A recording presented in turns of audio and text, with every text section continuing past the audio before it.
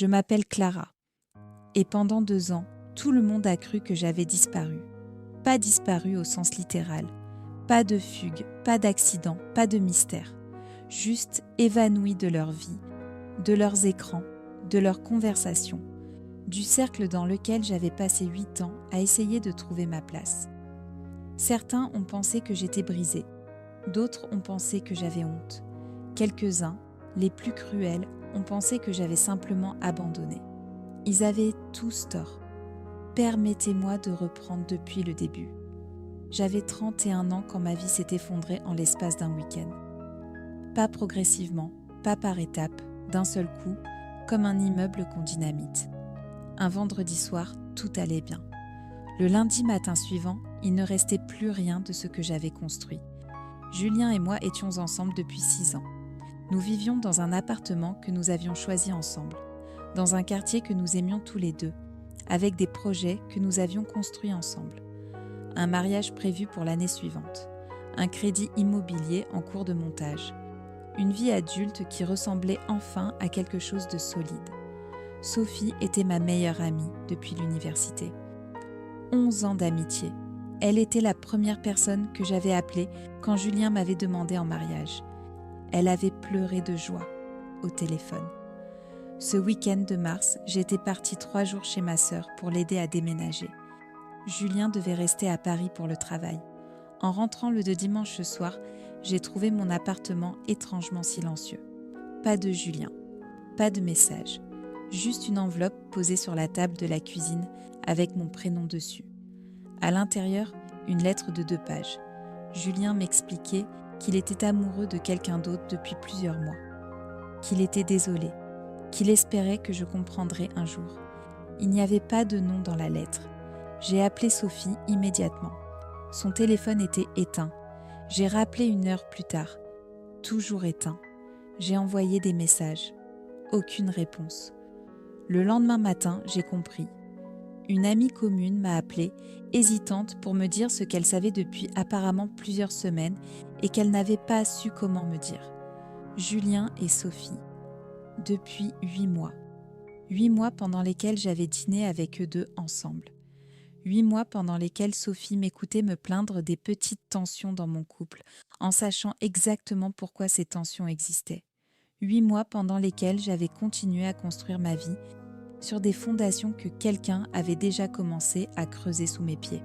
Je me souviens d'un détail en particulier qui m'a hanté pendant longtemps. 3 semaines avant ce week-end de mars, Sophie et moi avions passé une après-midi ensemble dans un café. Nous avions parlé pendant des heures de mon couple, de mes doutes, de ce sentiment parfois que Julien et moi n'étions plus tout à fait alignés sur l'avenir. Sophie m'avait écoutée avec cette attention particulière qu'elle avait toujours eue. Elle m'avait dit que c'était normal, que tous les couples traversaient des phases comme celle-là, que Julien m'aimait et que j'avais juste besoin de lui parler davantage. Ce soir-là, en rentrant, j'avais suivi son conseil. J'avais parlé à Julien. Il m'avait dit que tout allait bien, que je m'inquiétais pour rien. Je me demande encore ce qu'ils se sont dit ce soir-là, après que j'ai raccroché. Ce qui m'a le plus frappé dans tout ça, ce n'est pas la trahison elle-même, c'est le temps. 8 mois, 240 jours pendant lesquels 2 personnes que j'aimais ont choisi chaque matin de me mentir. 240 matins où Julien se levait à côté de moi et prenait cette décision. 240 fois où Sophie répondait à mes messages en sachant exactement ce qu'elle cachait. J'ai longtemps essayé de comprendre comment on fait ça. Comment on regarde quelqu'un dans les yeux jour après jour en portant un secret pareil. Et puis j'ai arrêté d'essayer de comprendre. Certaines choses ne méritent pas qu'on leur consacre de l'énergie. L'énergie que j'aurais dépensée à chercher des réponses, je l'ai mise ailleurs. Dans mes études, dans mes voyages, dans la construction de quelque chose qui n'appartenait qu'à moi. C'est peut-être ça finalement, la vraie vengeance.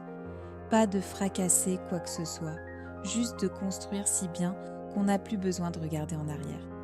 Les semaines qui ont suivi sont floues dans ma mémoire. Je sais que j'ai pleuré, je sais que j'ai peu mangé et peu dormi. Je sais que j'ai reçu des messages de gens qui voulaient des détails, qui voulaient comprendre, qui voulaient être dans la confidence de mon malheur. J'ai répondu à personne. Et puis un matin, je ne saurais pas dire exactement lequel, je me suis levée avec une clarté que je n'avais pas ressentie depuis longtemps. Pas de la colère, pas de la tristesse, juste une décision froide et simple. Je n'allais pas les laisser me définir. J'ai donné mon préavis pour l'appartement. J'ai demandé une mutation dans la filiale de mon entreprise à Lyon. J'ai bloqué Julien et Sophie sur tous les réseaux sociaux. J'ai dit au revoir à ma sœur et à 2 ou 3 amis véritables. Et je suis partie, pas en fuyant, en choisissant. À Lyon, j'ai recommencé. Un appartement à moi, petit mais entièrement mien. Un nouveau cercle de collègues qui ne savaient rien de mon histoire. Du temps, enfin, pour comprendre ce que je voulais vraiment de ma vie. Pas de la vie que j'avais construite pour correspondre aux attentes des autres. J'ai repris des études en parallèle de mon travail. Un master en gestion de projet que j'avais abandonné des années plus tôt parce que Julien trouvait que ce n'était pas pratique. J'ai voyagé seule pour la première fois de ma vie, 1 semaine au Portugal, puis 10 jours au Japon.